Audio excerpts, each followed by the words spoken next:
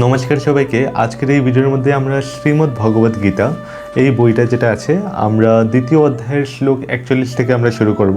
তার আগের ভিডিওর মধ্যে আমরা গীতার অনেকগুলো চ্যাপ্টার আমরা ডিসকাশন করেছি, আর এক একটা শ্লোক যে আছে আমরা ডিকোড করেছি, কারণ শ্লোকের অনেকগুলো মিনিং থাকে। তো আমাদের জীবনের সঙ্গে এটা কীভাবে কানেক্টিভিটি করছে ওটা আমরা বলছি।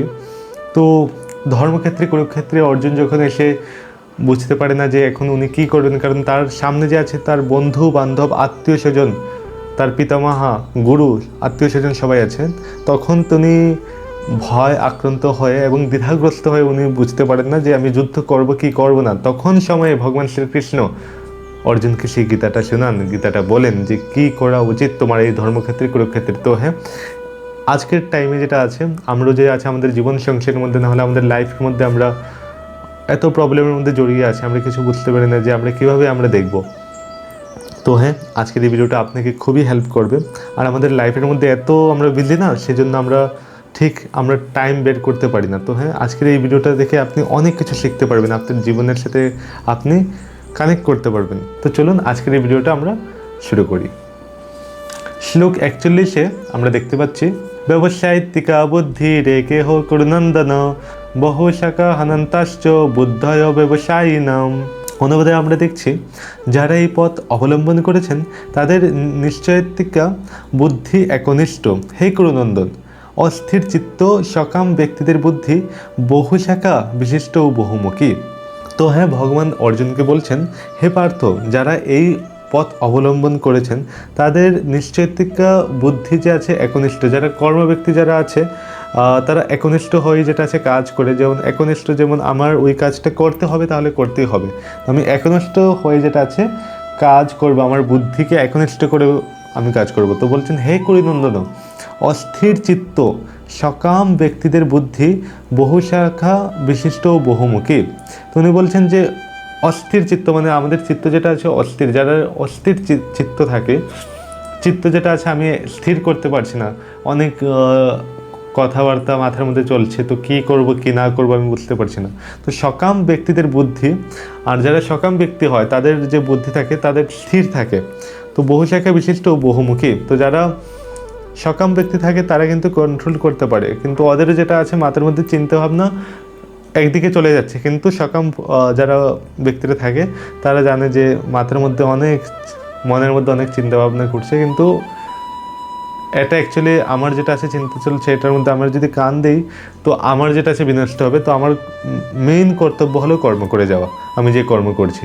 কারণ কৃষ্ণ ভাবনামৃত থেকে যদি আপনি দূরে হয়ে যান, তাহলে আপনার যে ইষ্ট আছে ভগবানকেই এখানে অ্যাকচুয়ালি ইষ্ট আগের যদি আমি বলি এখানে বলা হয়েছে।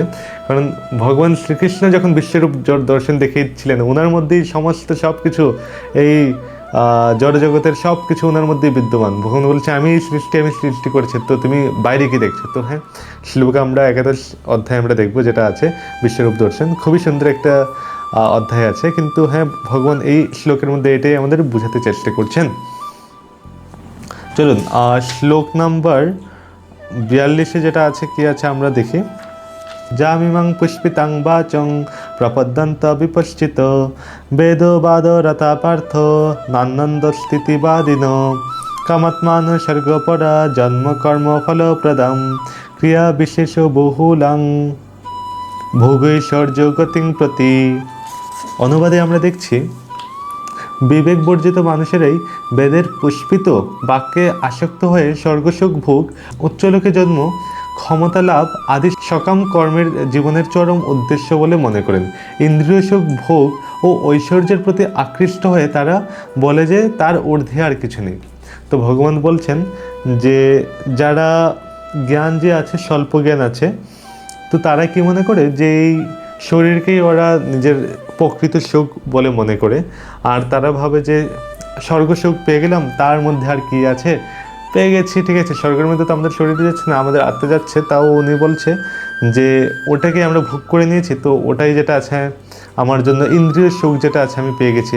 ঐশ্বর্যের প্রতি আকৃষ্ট যে না ওর এটা আছে তো আমারও এটা দরকার, না হলে নিজের মধ্যে ইচ্ছা, জড় জাগতিকের মধ্যে যে যতগুলো ইচ্ছা আছে যে আমার ওটা দরকার এটা দরকার, তো তার ঊর্ধ্বে ভাবে যে তার উপরে কিছু নেই। আরে তার উপরে যে পরমেশ্বর ভগবান আছে, যার এই সৃষ্টি, আপনি ওনাকে ছেড়ে ওনার বাকি সব কিছু যেগুলো আছে আপনি দেখছেন। তো অ্যাবসলিউটলি ভগবান এটাই বলছেন যে যে শুধু ইন্দ্রিয় সুখ যে আছে ওটার মধ্যেই থাকে, নাহলে ঐশ্বর্যের প্রতি আকৃষ্ট থাকে, তার ঊর্ধ্বে কিছুই নেই। তাহলে তারা যে স্বল্প জ্ঞানের মধ্যে আছেন, তো তারা যে আছে তার উপরে যেটা আছে আর যেতে পারে না। তো সেজন্য ওইসব ব্যক্তি বেশি অগ্রগতি করতে পারে না। তো আপনাকে একদমই যেটা আছে ওটার উপর যেটা আছে করা ঠিক না। শ্লোক নম্বর 44 আমরা দেখছি, ভোগৈশ্বর্য প্রসক্তানাং তয়া পরিতচেতসাম ব্যবসায়িকা বুদ্ধি সৌমাধনো বিধীয়তে।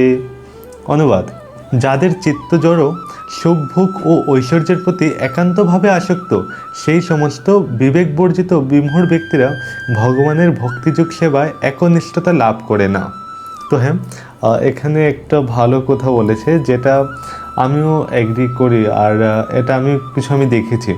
যারা জড় বস্তু যেমন আছে, যে আচ্ছা আমার এই জড় জগতের মধ্যে যতগুলো আপনি দেখতে পাচ্ছেন, তার প্রতি যে সুখ ভোগ করে, যে না এটাই যেটা পেয়ে গেছে হয়ে গেছে, আর আমার কিছু দরকার নেই, আর তার প্রতি আকৃষ্ট হয়ে তুমি পরমেশ্বর যে ভগবান আছে তার প্রতি তুমি বিমুখ হয়ে গিয়েছো, তো তুমি বেশি দূর তুমি এগোতে পারো না যেটা আছে, কারণ তার মধ্যে তুমি ফেসে থাকো। কারণ ফাঁসার পর যেটা আছে তোমারই ওই সুখ যেটা আছে, ওই সুখই তোমাকে যেটা আছে ডিপ্রেশন এক কখনো দিচ্ছে, অ্যাংজাইটি দিচ্ছে, ওই সুখ দিয়ে যেটা আছে। তো বিয়ে করার আগে সবাই বলে যে হ্যাঁ খুবই যেটা আছে ভালো হলো, হ্যাঁ বিয়ে করছে, কিন্তু বিয়ে করার পর আপনি দেখুন কজন যে আছে সুখে আছে। তো হ্যাঁ, এটার মধ্যে ভগবান এটাই বলছেন যে যারা জড়জগতের মধ্যে সুখ ভোগের মধ্যে একান্ত জড়তার মধ্যে হয়ে গেছেন, এবং ওই ব্যক্তিরা ভগবানের ভক্তিযোগ সেবায় একনিষ্ঠ যেটা আছে তারা কখনোই লাভ করে নেন, কারণ তারা যেটা আছে ওটাকেই প্রাধান্য দিয়ে দেয়। তো হ্যাঁ, আমরা যেটা আছে কখনোই এটা করব না, যদি আমরা করি তো আমরাও যেটা আছে তার ফল আমরা পাবো। তো এটা খুবই আমাদের একটা ইম্পর্টেন্ট জিনিস। শ্লোক 45-এর মধ্যে আমরা দেখছি, ত্রিগুণ্য বিষয়া বেদা নিস্ত্রৈগুণ্য ভাবার্জুন নির্দ্বন্দ্ব নিত্য সত্যস্থ নির্যোগ ক্ষেম আত্মবান। তো হ্যাঁ, অনুবাদে ভগবান বলছেন, বেদে প্রধানত প্রকৃতির 3টি গুণের বিষয়ে আলোচনা করা হয়েছে। হে অর্জুন, তুমি সেই গুণগুলিকে অতিক্রম করে নির্গুণ স্থানে অধিষ্ঠিত হও, সমস্ত দ্বন্দ্ব থেকে মুক্ত হও, এবং লাভ ও আত্মরক্ষার দুশ্চিন্তা থেকে মুক্ত হয়ে আধ্যাত্ম চেতনায় অধিষ্ঠিত হও। তো ভগবান শ্রীকৃষ্ণ 3টি গুণ বলতে এখানে বোঝানো হয়েছেন সত্য, রজ এবং তম। তো 3টি গুণের যে অধিকার থাকে, তার গুণের মধ্যে যে প্রভাব আছে ওটা আমরা দেখতে পারি। সত্য গুণের যে ধর্ম আছে ও সে সবসময় বৈদিক আচারভাবে থাকবে, সবসময় ভগবানের নিত্য জ্ঞান যে আছে বলবেন, অসত্য কথা বলবেন না, সৎ পথে যেটা আছে চলবেন, এটা হলো সত্য আছে, সত্য ধর্মর যে আছে।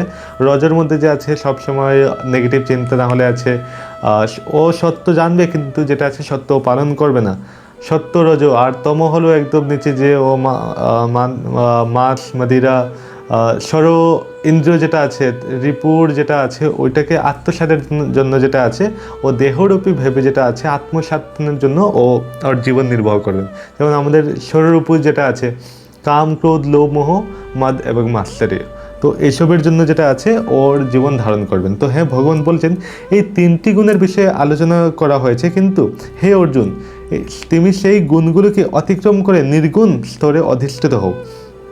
মানে উনি বলছেন যে এই 3টি গুণকে তুমি ছেড়ে দাও, ছেড়ে যেটা আছে নির্গুণ, মানে কি আমার দিকে যেটা আছে তুমি তোমার চিত্তটাকে লাগিয়ে যেটা আছে সমস্ত দ্বন্দ্ব থেকে মুক্ত হও, এবং লাভ ও আত্মরক্ষার দুশ্চিন্তা থেকে মুক্ত হয়ে আধ্যাত্ম চেতনায় অধিষ্ঠিত হও।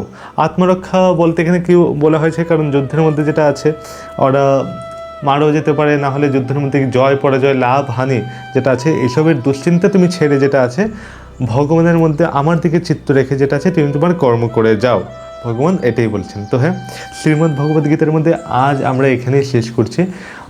গীতা যেটা আছে শেষ করতে মন চায় না, কারণ এটার মধ্যে এত আমাদের জীবনের সাথে কানেক্টিভিটি আর আমরা ফিল করতে পারি, দেখে মনে হয় না আরও বেশি ডিসকাশন করি, কিন্তু না বন্ধুরা, আজকের এই ভিডিওটা আমরা এই অবধি যেটা আছে শেষ করছি। আর শ্রীমদ্ ভগবদ গীতা যেটা আছে অনেকগুলো তথ্য আছে, অনেকগুলো জিনিস আছে যা আমরা জীবনের মধ্যে আমরা দেখতে পাই। তো হ্যাঁ, আপনার কি মতামত আছে নিচে কমেন্ট ডাউন করে জানান। দেখা হচ্ছে পরের ভিডিওতে। নমস্কার।